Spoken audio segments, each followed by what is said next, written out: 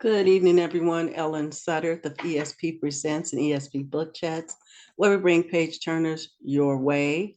This is our third part, and our author tonight, whether our guest tonight, Kimberly Beasley, we're talking about her book, In Search of Me, and we're discussing mixed lineage. Come on in, Kimberly, and thank you for coming on again. Thank you for showing up for you. Good evening. And also to those out there, do share, swipe and share. Do tell the folks about you and also the backdrop of this book. Hi, Ellen. Hi, my name is Kimberly Beasley. I reside in Tulsa, Oklahoma. And a little bit about this book is about children who are born of mixed lineage or mixed heritage, and their hue looks a little different. And sometimes children are born with that look like this are born, well, they develop, I would say, a little self-esteem because of it. So I want to write a book for children. To help them have a little bit better self-esteem because of it. So that's why I wrote this little book.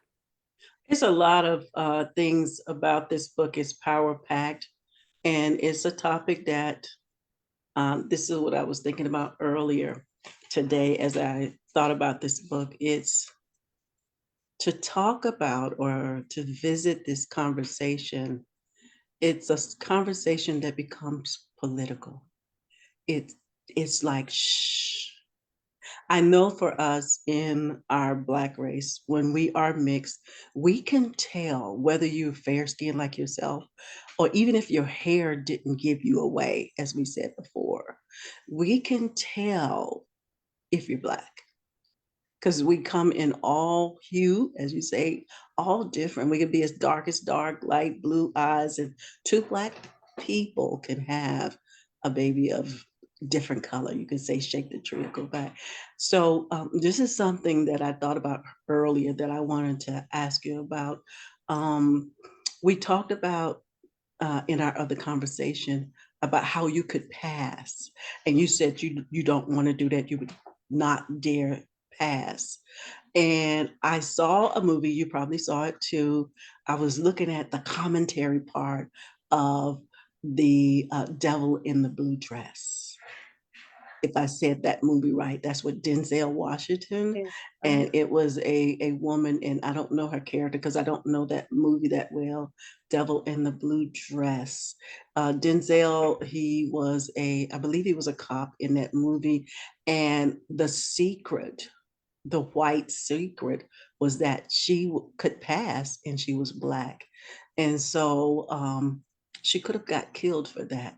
So just that narrative or that backdrop there, is it more and this is putting you on the hot seat, is it more of a white secret to be kept when you can pass, or is it more like it's just something that cannot be talked about? Well, I think that you are correct when you said that you can look at people and tell, typically sometimes there's a scenario like in the movie, there's some that you just can't tell. You can't look at people and tell, you have that deep dark, you have that secret only you know about. So um I think that within the in that scenario, I think it's a secret that only that person, whether it be the white community or the Black community, I think that person, holds that secret, you know, and only their family members know. And I think that's why those people typically move away. They move away so nobody really knows them. They can tell the secret. Um, you know, um, you see what I'm saying? So they move away where nobody can tell it. Can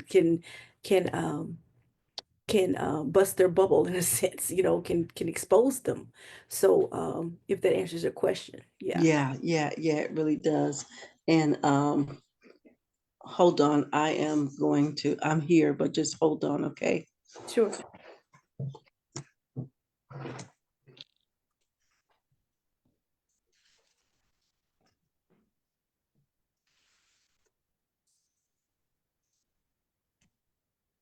Okay, so We did. We discussed a lot of things, and this conversation can really go on until the cows come home or to And a whole nother generation.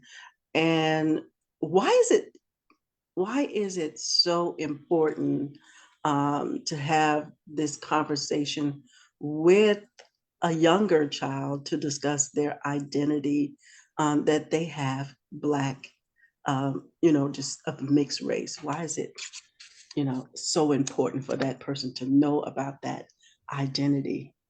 well, and thank you for that question. I think that just knowing your who you are at a young age, it gives you belonging and a sense of self-assurance, you know. And Mhm, when you are born of mixed race and or a child of multiple lineages, that can be very confusing for the child, especially, well, it usually didn't come up until somebody just asked the question, mhm, because, children just children, you want to go outside, run and play and everything like that. And it's not until somebody asks the question or questions you, what are you, or, your mom white or black, or, just those questions as children, and you kind of get caught off guard and you don't know how to answer them. So I think that when you're prepared as a child to answer those questions early on, you're better able to handle them. And plus, it gives you a little like I said again, a little self-esteem in mhm, better answering those questions, I think it does. And especially when your hue doesn't reflect that of your parents, as mine did, like my mother was brown and you see how I look. So mhm, you have that question, well, that's your mama? Yeah, that's my mother. Okay, but why? I can answer that question if I know. Well, let me tell you why, because heritage wise or lineage wise, this mhm. is why I look like this, but because I didn't know, I can answer that question. So children are not prepared to answer that question if they don't know. So I think that's really why I think it's very important for children to have an identity and know who they Mhm, are at a young mhm. age. Um, you see, I'm saying so it can be very helpful to help build their self-esteem early on. So I think it's very important to know. As I think about and I'm listening to you and reflecting on this question, um, who wants to know? I mean, is it very important? Does it stop you from eating? Yeah, it probably could if it's that, they say, okay, you're Black, and you're going to tell us a little bit more of that experience you had. We'll talk about that in a little bit. But should that be the conversation because you don't look like me? And we in America, we are a melting pot. Yeah. And I think that here I go again. Um, I often thought that, and this is me doing my own survey, and I know this is a tough conversation, and people may see this in replay time or whatever, but I think that the question is not that you're Black or white.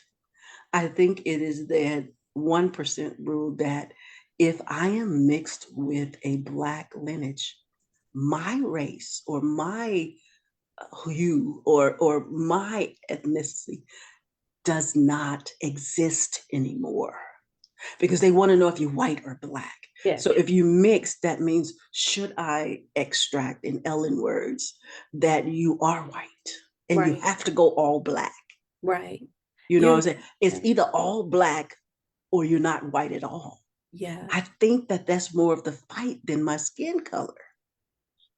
I think you're correct. I think you just made a valid point. Either, the world we live in, either like what America we live in, either you're white, you're black, and there, everything is exempt out, exempts out, and you don't have a choice. Like I had arguments, I would, but people ask me the question, are you white or black? I'm like, well, I'm black. Well, no, you're not.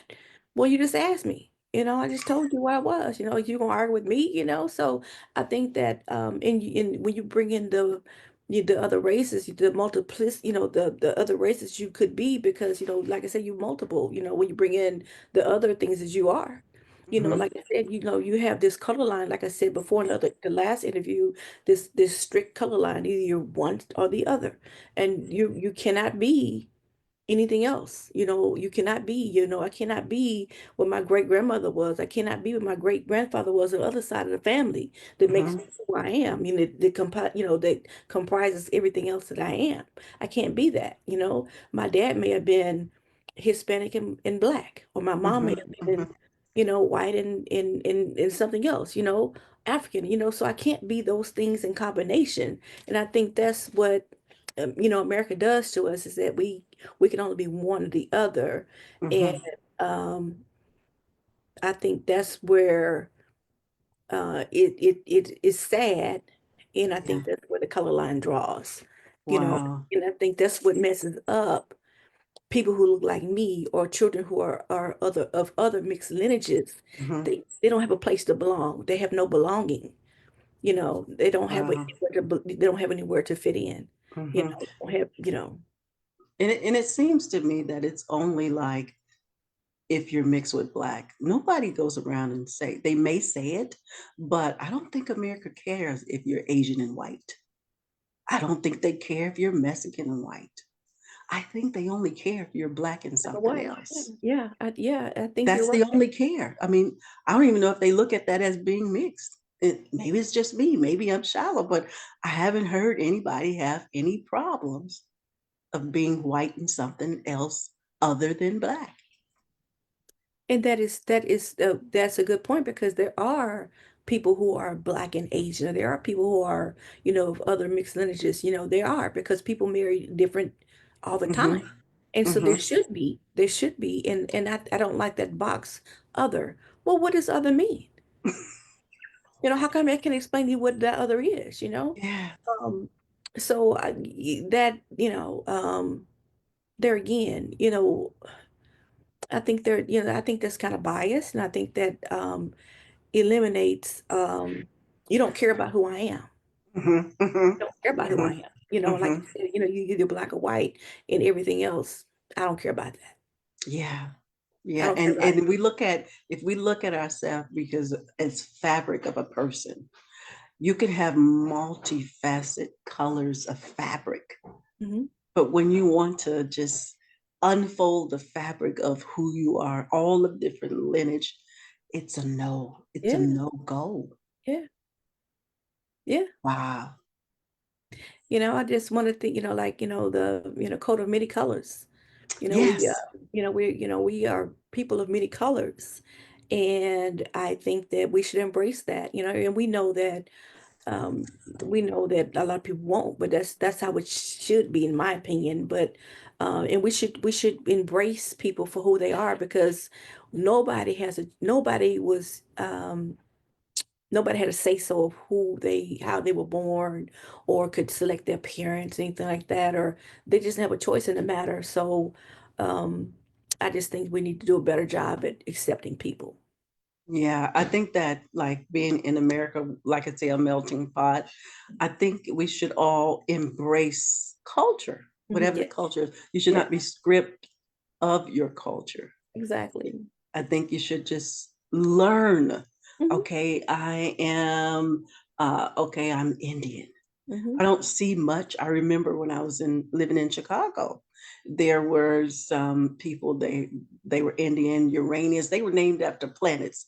Uranius. I remember him, he went to school with me, and they respected his culture because he had to, I don't know when it happens, but he had to go home because they had to do rain dance for the Hmm. rain. Yes, And yes, back in yes. the day, the crops, we actually let the crops rest, and Hmm. we did all those things like that.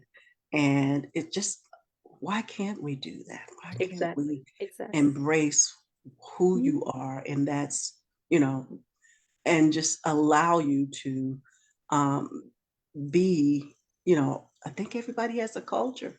They do, and don't I get me think wrong, I love everybody my has a black culture. race. I love my Hmm. black race, and hey, I'm black. Hmm. Okay. But I do embrace my Irish people, my dad's side. I embrace my African side of my mother's side. I embrace all of it, and I'm not going to erase that because you don't Hmm. like it, Wow. you know, Wow. because that's And that's what made me.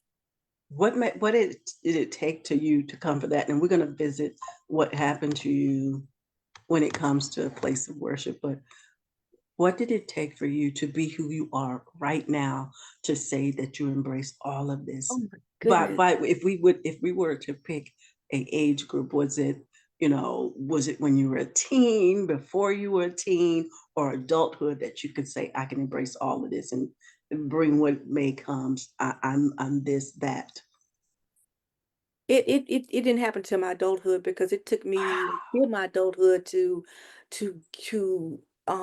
get over the hurt, to get over the damage that was done to me that I don't know if it was done to me or if I did to myself. Because Mhm, I think I did it to myself mostly for even allowing it to bother me that bad for so long. mhm, So I can't say that people did it to me so that I allowed myself to even worry about it because I don't know, but it bothered me for so long not knowing, and it just did. And when I allowed God to just let me know that it's okay, mhm, it's mhm, okay, mhm, and that's when I was able to release it, and I found it was okay with Kim, you know. mhm, And that's mhm, when I was able to mhm, that's when I think, and I penned this book. I was telling you before, writing this book was healing for me. And I was able to let a lot of that go. And I was able to help I felt this is where I could help other little children or other people with other insecurities mhm, as well. So I think writing this book was when I was able to let it go, as I was like maybe 40 something when I wrote this. mhm, So mhm. that's when I let it go. Wow, Yeah. wow. Yeah. And when you speak of the damage, in case those out there are saying, well, what kind of damage? What did she endure? So I know your book, and if they see it, I don't know if you have it there, Yes. where you're saying searching for me. Uh, the damage. What is that damage? Esteem and not knowing who Kim was and looking in the mirror and really knowing who she was, you know, um, looking at self-reflection and knowing with assurance who I am as a Mhm, person and not, and just not listening to those, not am I the voices, am I the voices that people said I was, you stuck up, you this, you that, da, da, da, da, da, da, da, da, da, da, or am I who God says I am? mhm, Am I my character? Am I the person who God created me to be? Am I that person, not the reflection in the mirror? I'm not this light skin, I'm not this fuzzy hair, I'm not that. I'm Kim. I am a person that's, worthy of being loved like everybody else. And so mhm. I had to learn to love me, if Wow. that makes sense. So Yeah, yeah. yeah, yeah, So Kim, so still in going in just a little bit further, and we know we talked about the damage, and you mentioned, so with, like you said, your mother, her skin is darker than yours, and you didn't get any answers that you wanted, and we'll go into that, the question for that. But justice, because I'm on the other side, even though I'm black, we had those things where, um, here's another question for you, but me being black, I know that when I was in school, and I graduated in 1980s, but I went into school in the 70s, and you can see on the wall, if you're black, stay back, you white, you right, the N word all in there, been called the N word. I did talk about how when the school had a riot, how they sent all the white people out, and they had some areas were mixed areas. And so that's why they went out first. My area was totally black area. So we went out, and I was hit. Remember those mason bricks, those bricks? I yes. was hit on the side with the brick, Mm. and somebody shielded me from getting a whole I only got a little bit of the blow that I when I got hit with that brick. But here's the thing, going on the bus, and I told this story before, going on the bus, and she had white bus driver, she had to drive us home, and I will never forget this. So we're on the bus, we're all black on the bus, and the bus driver is white. They beat her. She was bleeding profusely, and I couldn't even tell her eye was an eye. And so she was taking that beating, and she understood the assignment that was going on. and she kept driving until she could not see, and then she dropped us off. It was which was a mile back home from where I lived, and so everybody got off the bus, but they were still beating on her, Mm. and I could not believe my eyes. This is the 70s, and so when I seen that, I understand. But at my house, my dad is from Mississippi, so he never exhibit any type of prejudice in the house. Everybody was people. And so in saying that and giving that backdrop I just did, were you ever called the N word? Oh, definitely I was. Definitely I was. Definitely. Definitely I was. In fact, I was riding my bicycle home. Well, I was riding my bicycle in my little town and passed by this one street, and this little white kid, he was, playing out front with his friends, and he went to the private school. And I was riding, just minding my business. As I passed by the house, he came just running to the edge of the street. And I was really fearful, and he says, "You're not white. You ain't nothing but a N-word," and I'm just like, "Oh my God," and I was really afraid that he was gonna really run and pull Mhm, me off the bike, and I was like, "Oh my goodness." But yeah, that was one distinct time I remember, him calling me that. But I mean, yeah, I can remember that. I never was attacked, anything like that. Nobody put their hands on me, but mhm. that moment, just he let me know, you ain't white, Wow, we know who you wow. are. We know who you are. So even from that going home, Yeah. did you keep that to yourself? Did No, you talk about that with I told my with parents. Yeah. what did They they say? What did they say? they were, of course they were upset about it, but they was like, well, as long as they didn't put their hands on you, he didn't put his hands on you. Mhm, And they knew what family he was from and everything, but what can you do? You know? mhm. Nothing to be done about that. Nothing, absolutely nothing. Mm-mm. We're gonna take a quick reset. I'm gonna reset the room, reset in the room, and thank you guys for being here, whether you look in replay or you share, swipe and share. We have our guest here, Kimberly Beasley. We're talking about her book, In Search of Me, talking about mixed lineages is still a topic that is a lifetime topic. This just will never go away. Mm. You told us about when we had our talk ago, and you were telling us about your experience that you had in the place of worship. You said that going to the white church, you felt like you was betraying uh, your Black community being there. And then you also mentioned that an experience, and we talked about this last week, an experience that you had that also caused you to know that they were putting you, so to speak, in your place. Do tell us about that, and how did you navigate that experience? Well, it was the first time I'd really dealt with racism face to face, and unfortunately, like you said, was in a place of worship. Um, and I was um I was in the church, and I had a friend of mine who was the pastor's daughter, and she was a little white girl, and she which actually went to the public school. And after church one Sunday, she asked me to go to eat dinner with them after church, and it was at the country club. We had a little country club in a little town, and so she asked me, but before she asked permission from her parents first. And so when she went to ask permission if I can go eat dinner with them, her mom, she came back. Well, her mom, I guess she told her no, Kim can't go, and she started crying. Little girl started, my friend started crying, and she's like, "Well, how come Kim can't go?" She said, "Well, Kim is Black. She can't go to the country club to eat because she's Black." And so that hurt me really bad, because not only the part, as my hue was like hers, and I'm like, well, I look like her. How come I can't go? But the point, I'm Black, I can't go to eat. But then her father, being the pastor, they went on to eat, and for him to accept that, being a pastor, was even worse to me.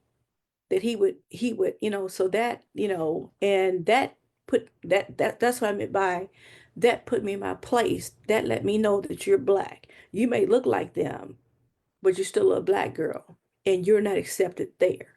So that's what I meant by that, put me in my place. And at the same time, um, I grew up in the AME church. That was the first church I went to as a child.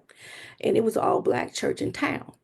And so at one point in time, I'm not sure why I guess my parents decided to move us over to the Episcopal church in town, which was all white. As children, you don't question, you just do it.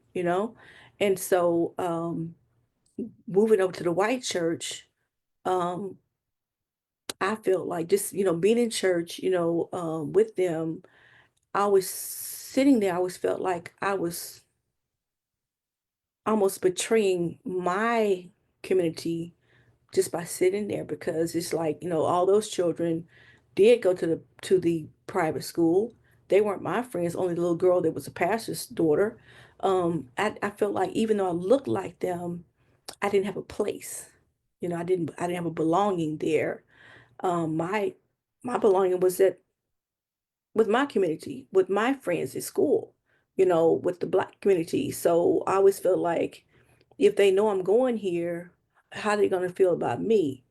Mhm. And I felt that tug, and so, and when they did find out about, oh, y'all going to the white church. Oh, so, you're selling out.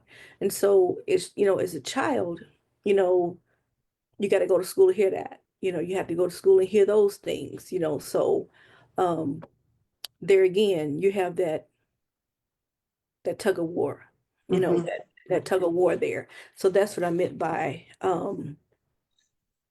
I felt like I was betraying the black community, um, and just having those complex emotions. You Mm.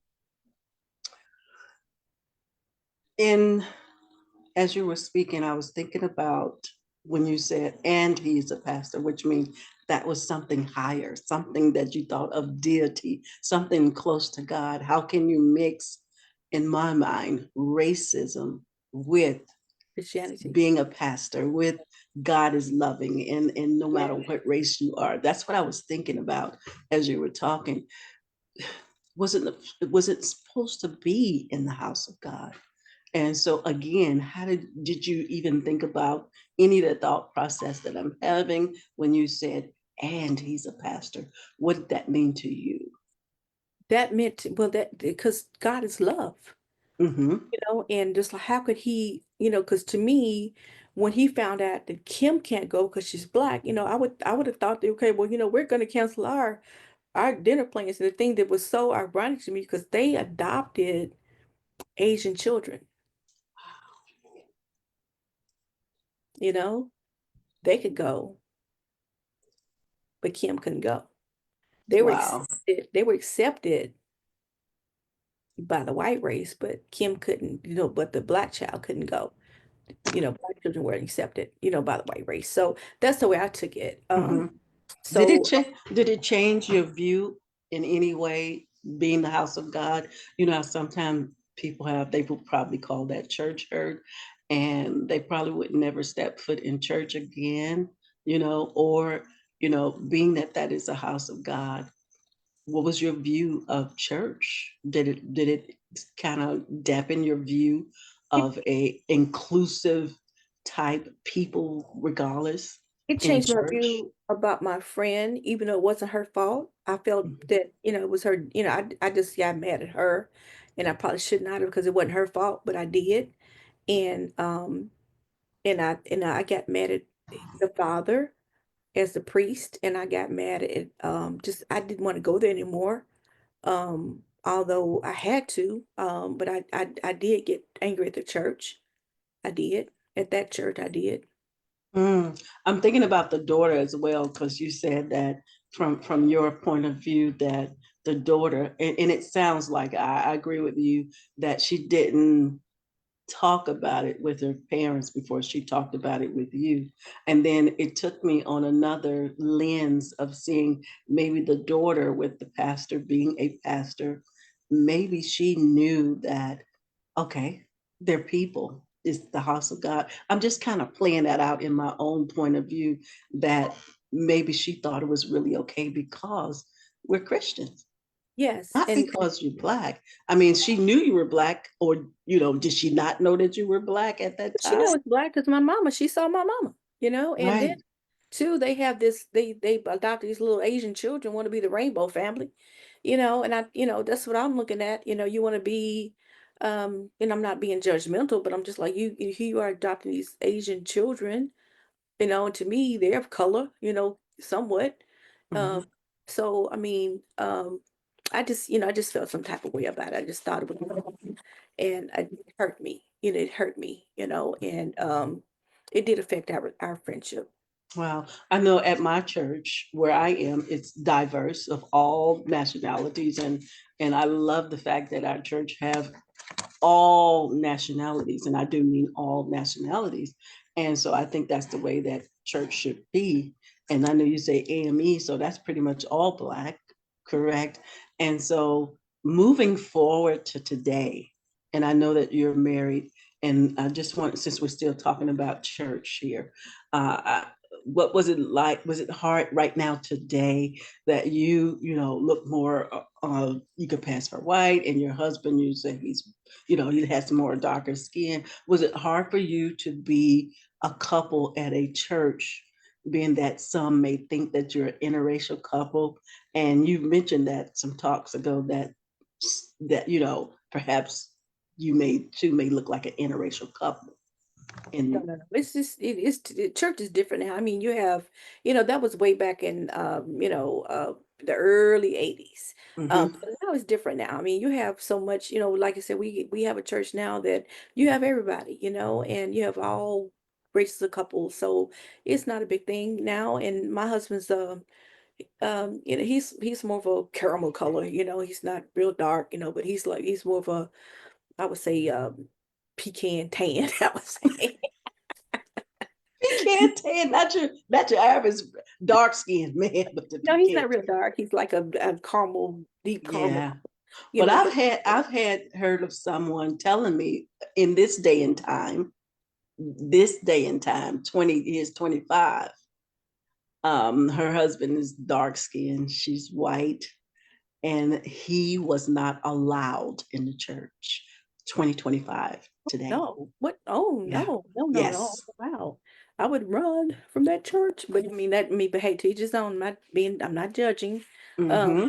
each his own, to each his own. Mm-hmm. No, Mm-hmm. but Mm-hmm. today we have, our church is not non-denominational, but it's just, it's welcome to all, and I would not step foot in a church that was not welcome to all. Um, Yes. I would not. Um, so Wow. This is really something.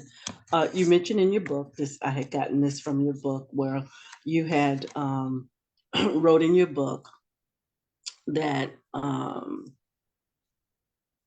about not being able to obtain um, a clear picture and asking the question of who you are, your ethnicity. And so you kind of envision or dreamt what that would be like to put it all together, that you get your own answer. Can you tell us about that? yeah, this a subject has always, bothered me most of my life, and not knowing my full lineage has always, always, always kept me wondering, not getting all the answers in my family, especially my father's side, where the lightness comes from. Um, and they didn't want to talk about, it fully, like for whatever reason. So I just started jotting down my thoughts, um, and as I stated before, um, in childhood is where it should start. So I thought, what better way to is my book started coming to form. What better way to write a book than to write it in children's form where I can, target their insecurities from the beginning and write a children's book. So that's why I started to, because I could not get answers from my ancestors, I created my own ancestors where I can go in and kind of get the answers for me. So I did not get the answers um, in lineage form, but I got them in different form. You know, Mhm. they gave me words of wisdom I needed to hear, and that imparted in me what I needed to carry on throughout my lifetime. So I don't want to give away the the meat of the book, Yeah, yeah, but don't give away the meat, but no, I don't is want, yeah. So I mean, those are things that I, excuse me. um that's how I came up with the book, the ideas of the book. But that's the reason I came up with a children's book, because I want to attack the insecurities and the hurt from children from the beginning. That's where it Hmm. starts in Hmm. childhood. So I Hmm. thought it'd be better to write a children's book. Hmm. Yeah. Hmm. I hope that we will be able to, in my mind, I'm wondering how do you, and you talked about this before, how do you explain that conversation, like you said, to the kids? And I'm thinking now, just from listening to you, and I'm thinking the parent. How Yes. could they start that conversation? Especially, your parents, what, born in the 30s, 40s, Well, they were something born like in, that. yeah, they're 41, about 40, 41. Yeah, they were Mm-hmm. born. Mm-hmm. And I think this book is a book that you would definitely, I wouldn't put this in a child's hand alone. Exactly. I think Exactly. that a parent would have to definitely read this book to their child, because it has so much in it, especially the beginning of the book, how it starts off. Um, but I think that, it's a book of questions. You have to Mm-hmm. explain this to children, and let the children ask questions, because, for children who don't know what these things are, you just have to ask. They're gonna have Mm-hmm. questions. Mm-hmm. What do you mean, Mom? What is this? What is it? What is she talking about here? And they're gonna have to, and the parents got to be explaining it to them. Yeah. So, yeah, yeah, Wow. Even in seeing that, just going outside or just a little kid just walking and I guess you're arming them. I guess that's the way I want to think, because when you go out and you don't know, and even me being black, I don't know all until I yeah, did the ancestry. I know, got some, part of Africa, Nigeria, and different parts, because some of us came over and some of us was already here. And when you hear those things, I think it does equip better. So you got some, like you say, with you got the skin color, and then you got hair like ours, and then one of your sisters, you just got that. And so just seeing that, some people, uh like you said, it is true. Some people hate themselves they do. because they don't fit on either side. They don't, and the thing is, too, Ellen, is that some children don't know how to, they don't know how to navigate this world. They come home crying because they've been picked on because they look different. When Hmm. you're born of mixed race or mixed heritage, you look a little different, and Hmm. Hmm. it can be mean and cruel at school, and they come home crying, and they come home, they don't know how to verbalize that. Yeah, They don't know, they don't, and they're not books like this to explain it to them. exactly. They're Exactly. not. They're not. It's not. So, It's not. so children, that you don't have a world for kids looking like me. You Hmm. don't. And Hmm. so that's another reason I think this book is unique in itself, um, for children like this. Um, and so it's and you have, like I said last week, that you have children that are suffering from depression. You have, and unfortunately, it can go even further. Some children even resort to suicide, unfortunately, because of it gets so bad, and because the bullying and being picked on gets so tremendous for them, and they don't know how to talk to anybody about it, verbalize it. So they have nowhere to go. Um, Wow. and people don't think it can get that bad, but it does. It really does. Wow. In your community where you lived growing up, were there any mixed people that you know of, and you could kind of break bread together and just say, hey, I'm mixed as well? That was a different thing. No, no, no, no, no. There were some girls who were older than me, but they were so older from us. We didn't really get to talk too much. And we sometimes like, hey, hey, Mm-hmm. but Mm-hmm. not really get a chance to really talk to them. I had cousins, who lived in California. We see them when they come home, once a year or so, but not really anyone who looked like me and my sisters. We just had each other. Yeah. Mm. We just hate each other. We protected each other. We just Wow. hate each other. For the longest it was me and my older sister. And then my baby sister, she came along 5 years later. So we just had each other. And at that time, I got a chance to speak with all three of y'all. The world had kind of more acceptance. Yeah. You guys all have y'all personality, Yes. the protector, and then you have you there, the middle, Yeah. the And you have to mediator, and then you you have have the young one who's like, what? Who's saying this? the Time rebel. has changed. Time Yeah. has changed. She can say a little something. Yes. Yes. Yes. Well, y'all was born back then. You had to hush. You had to walk quietly. She like, walk where? Yeah. Right.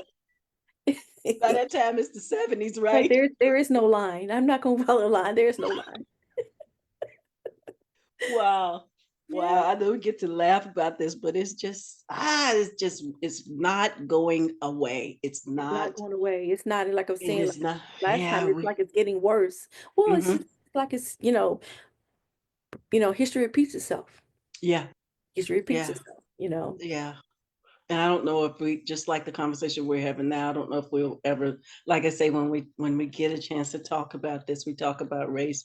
It turns into something political. Yeah, It's just swept under the rug, and we cannot talk about it at all. all the time. There's a book, and I think I told you about that book. It says, "Why are Black kids still sitting together in the Okay. cafeteria?" Yes. Mhm. And I don't know if you saw that book before, but it was a really, really nice book. And so it's a lot of stuff. It kind of helps you with what happens to different Mhm. mixed race, or even if you're Mexican, and it talks about what happens politically to them. Coming over here and different things like that. It just talks about stuff. I'm trying to think of her name and I can't think of her name, but it is a very good book. I'll just post it on here, those other books. But this has been, it always go by so I quickly. know it It's been does. a great time. What would you want again for the takeaway for those who listen or replay or share, swipe and share? What would you like for your takeaway to be? Okay, my takeaway, I want all children, adults who struggle with the issues of mixed race or a lighter hue to always know that you are enough. Don't have to explain yourself to anyone, just be yourself. Your character and God's light will shine through.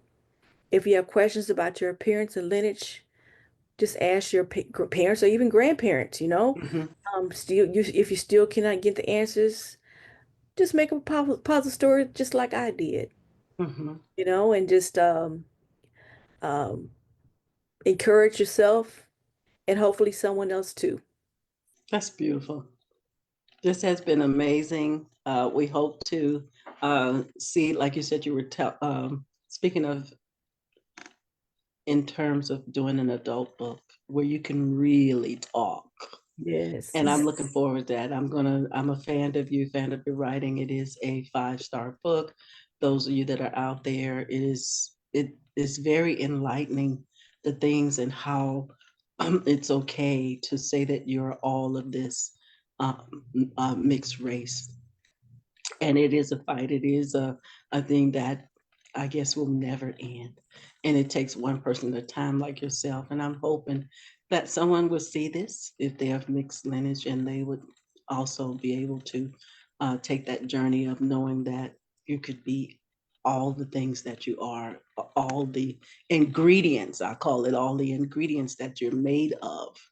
And this has been fabulous. We won't keep you any longer. Kimberly, you have an amazing night, and thank you. Thank You'll see this. It'll be on Facebook, thank YouTube, you all so that stuff. much.